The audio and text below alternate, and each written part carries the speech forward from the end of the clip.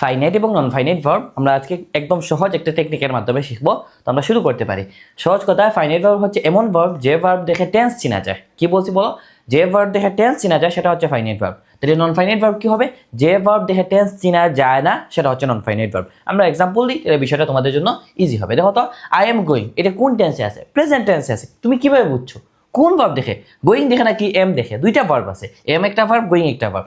কোন ভার্ব দেখে তুমি টেন্স বুঝছো? এই এম দেখে বোঝা যায় যে এটা হচ্ছে প্রেজেন্ট টেন্স আছে। তাহলে যেহেতু এইটা এই ভার্ব দেখে কি বোঝা যায়? টেন্স বোঝা যায়, সেহেতু এটা হচ্ছে কোন ধরনের ভার্ব? Finite verb. বুঝতে পারছো?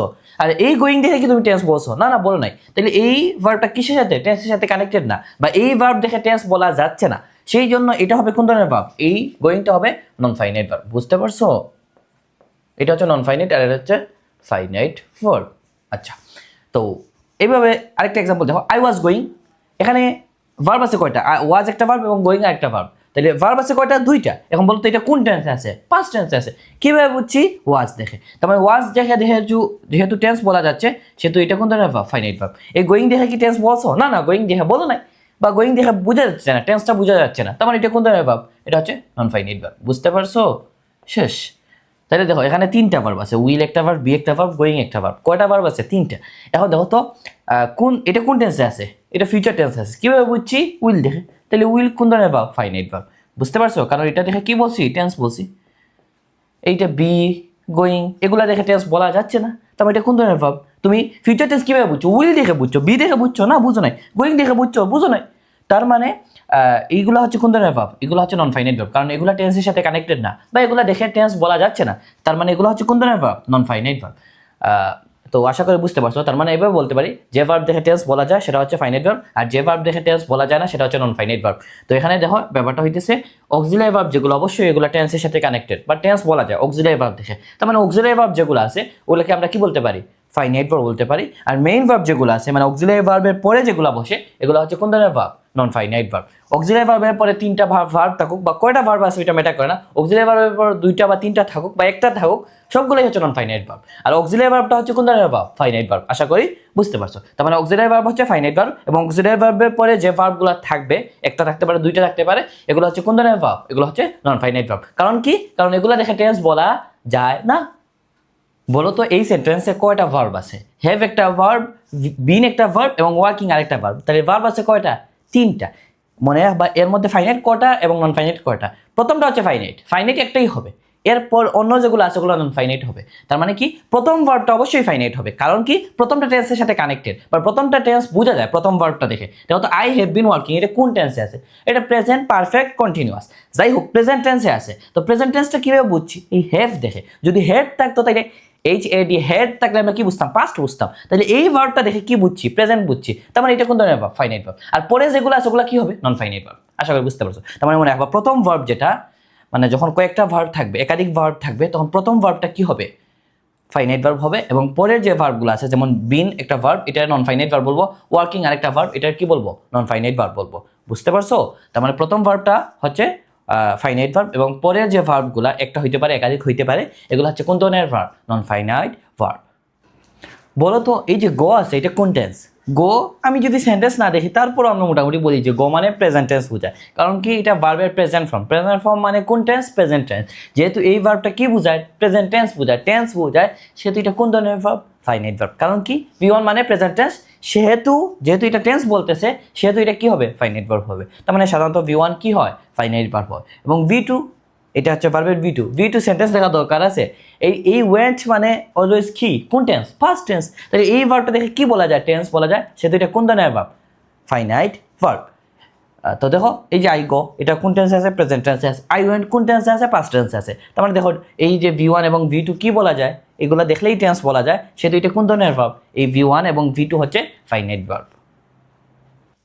V1 মানে কি? V1 মানে হচ্ছে ভার্বের প্রেজেন্ট ফর্ম যেগুলো, এগুলোকে আমরা সংক্ষেপে কি বলি? V1 বলি। তো V1টা সাধারণত ফাইনাইট ভার্ব আমরা বলি। কেন বলি? কারণ V1 মানে কোন টেন্স বোঝায়? প্রেজেন্ট টেন্স বোঝায়। কিভাবে? দেখো তো, আই গো, এটা কোন টেন্স? Present tense.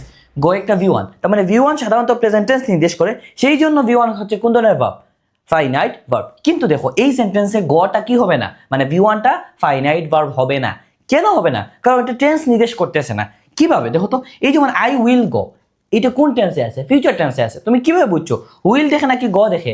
উইল দেখে, যেহেতু উইল দেখে টেন্স বুঝছো, তার মানে এটা হচ্ছে কোন ধরনের ভার্ব? এটা হচ্ছে ফাইনাইট ভার্ব। আর এই গো দেখে কি তুমি টেন্স বুঝছো? না, বুঝে নাই, তার মানে এটা কোন ধরনের ভার্ব? এটা হচ্ছে নন ফাইনাইট ভার্ব। তার মানে দেখো এই যে V1টা এটা কি হইতে পারে? এখানে ফাইনাইট কিন্তু এখানে নন ফাইনাইট। কেন? কারণ এখানে টেন্সটাকে নির্দেশ করতেছে, ওই ভার্বটা যেটা টেন্স নির্দেশ করে ওইটা ফাইনাইট হবে, যেটা টেন্স নির্দেশ করে না ওইটা নন ফাইনাইট হবে। তো তার মানে দেখো এখানে যেহেতু গোটা টেন্স নির্দেশ করতেছে না, সেহেতু এটা নন ফাইনাইট। আর এখানে গোটা কি করতেছে? টেন্স বুঝাচ্ছে বা টেন্সটা নির্দেশ করতেছে, সেই জন্য এটা কোন ধরনের ভার্ব? Finite verb. তাহলে দেখো V1 কি হইতে পারে? ফাইনাইটও হইতে পারে, নন ফাইনাইটও হইতে পারে। ব্যাপারটা কিসের উপর নির্ভর করে? টেন্সের উপর, টেন্স নির্দেশ করতেছে কিনা। বা অন্যভাবে বলতে পারো, যখন অক্সিলারি ভার্বের পরে বসবে তখন নিঃসন্দেহে সেটা কোন ধরনের ভার্ব? Non finite verb. তাহলে গো যেহেতু মানে V1 যেহেতু কি হইতে পারে? উইলের পরে বসে, সেহেতু এটা কোন ধরনের ভার্ব হইতে পারে? নন ফাইনাইট ভার্বও হইতে পারে। আবার ফাইনাইটও হইতে পারে কখন? যখন ডিরেক্টলি বসবে।